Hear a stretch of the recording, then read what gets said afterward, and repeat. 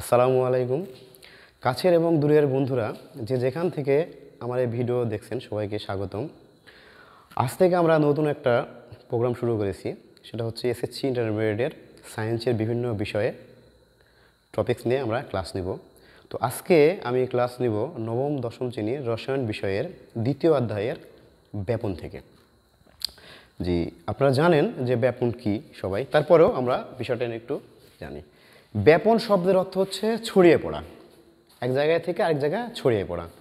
ব্যাপন শব্দের অর্থ এক জায়গা থেকে ছড়িয়ে পড়া, সব জায়গায় এক মাধ্যম থেকে আরেক মাধ্যমে ছড়িয়ে পড়া। তো এটা যদি আমরা সংজ্ঞা জানতে চাই যে সংজ্ঞাটা আসলে কি, তাহলে সংজ্ঞাটা হচ্ছে কোনো মাধ্যমে কঠিন, তরল ও গ্যাসীয় পদার্থের স্বতঃস্ফূর্ত সমানভাবে ছড়িয়ে পড়ার প্রক্রিয়াকে ব্যাপন বলে। অর্থাৎ একটা মাধ্যমে থেকে আরেকটা মাধ্যমে ছড়িয়ে পড়া, কঠিন থেকে তরলে, কঠিন থেকে গ্যাসে বা তরল গ্যাসে, এবার ছড়িয়ে পড়ার নামটাই হচ্ছে ব্যাপন। তাহলে ব্যাপনটা হচ্ছে কি, একটা মাধ্যম থেকে আরেকটা মাধ্যমে ছড়িয়ে পড়া। আপনারা একটা টেস্ট টিউবে যদি একটু পানি নেন, নিয়ে ওর মধ্যে সামান্য তুমি পটাশিয়াম পারম্যাঙ্গানেট দেন, তাহলে কি দেখতে পাবেন, আস্তে আস্তে আস্তে আস্তে আস্তে ওই পানির কালারটা পুরোপুরি গোলাপি বর্ণ হয়ে গেছে। আমি এখানে উদাহরণে লিখছি এক্সাম্পলে, দেখেন পটাশিয়াম পারম্যাঙ্গানেট গোলাপি বর্ণ। অর্থাৎ পটাশিয়াম পারম্যাঙ্গানেটকে যদি আমরা পানির মধ্যে ছেড়ে দিই, দিয়ে অপেক্ষা করি, কিছুক্ষণ পর দেখবো পুরা পানিটাই গোলাপি বর্ণ হয়ে গেছে। আমরা যদি এই পানিকে না নাড়ি, কিছু না করি, তাহলে এটা কেমনে হলো? এটা হয়েছে ব্যাপন প্রসেসের মাধ্যমে। অর্থাৎ স্বতঃস্ফূর্তভাবে এই পটাশিয়াম পারম্যাঙ্গানেটটা গলে গেছে। ঠিক একইভাবে যদি আমরা পানির মধ্যে নীল দিই, আমরা যে কাপড়ে যে নীলটা ব্যবহার করি, এই নীলটা কয়েক ফোঁটা দিই, দেওয়ার পরে কিছুক্ষণ পর অপেক্ষা করি, তাহলে আমরা দেখতে পাবো কি পুরো পানিটায় নীলবর্ণ হয়ে গেছে। আমরা পানিতে নাড়া দিয়ে নিয়ে কিচ্ছু করিনি, কিন্তু তারপরেও নীলবর্ণ হয়ে গেছে। এটা কিসের মাধ্যমে হয়েছে? ব্যাপন প্রসেসের মাধ্যমে। তাহলে ব্যাপনটা কি? ব্যাপনটা হচ্ছে কোনো মাধ্যমে ছড়িয়ে পড়া, অর্থাৎ একটা মাধ্যম থেকে আরেকটা মাধ্যমে সমানভাবে ছড়িয়ে পড়ার নামটাই হচ্ছে ব্যাপন। হ্যাঁ, তবে একটা জিনিস মনে রাখবো আমরা, কঠিনে কখনো ব্যাপন হয় না, কঠিনে কখনো কী হয় না, ব্যাপন হয় না। এই জিনিসটা মাথায় রাখবো, কঠিনে ব্যাপন হয় না। এতক্ষণ আমরা ব্যাপন সম্পর্কে জানছি, এখন আমরা ব্যাপন হার সম্পর্কে জানব।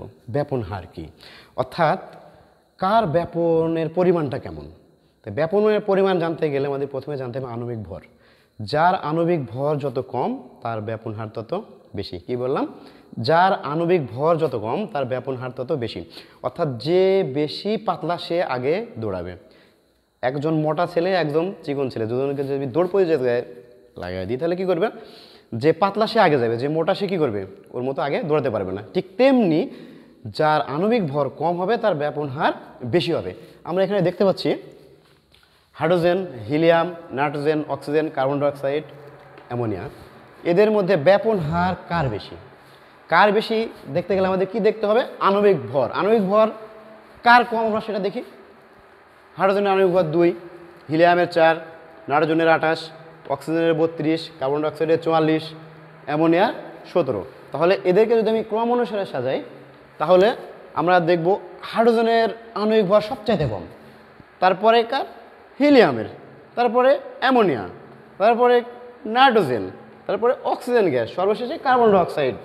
তাহলে এদেরকে আমি যদি ক্রম অনুসারে সাজাই, এদের মধ্যে সবচেয়ে বেশি ব্যাপন হার হাইড্রোজেনের, তারপরে হিলিয়াম, তারপরে অ্যামোনিয়া, তারপরে নাইট্রোজেন গ্যাস, তারপরে অক্সিজেন গ্যাস, তারপরে কার্বন ডাইঅক্সাইড গ্যাস।